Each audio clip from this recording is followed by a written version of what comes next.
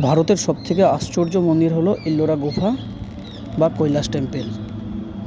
কৈলাস মন্দির ভারতের মহারাষ্ট্রের ঔরঙ্গাবাদ, যা বর্তমানে ছত্রপতি সম্ভাজিনগর থেকে মাত্র 30 কিলোমিটার দূরে ইল্লোরাতে অবস্থিত। এখানে রয়েছে 1 থেকে 34টি গুফা বা মন্দির।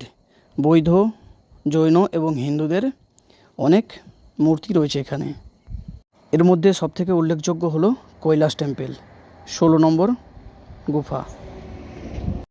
কৈলাস মন্দির 8ম শতাব্দীর রাষ্ট্রকূল রাজা প্রথম খ্রিস্ট এই মন্দির নির্মাণ করেছিলেন।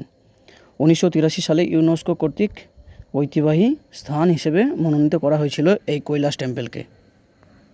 ঔরঙ্গজেব এই মন্দিরকে ভাঙার জন্য হাজার হাজার সৈন্য নিক্ষেপ করেছিলেন, কিন্তু তারা কোনোভাবেই সক্ষম হতে পারেনি এই মন্দিরটাকে ভাঙার।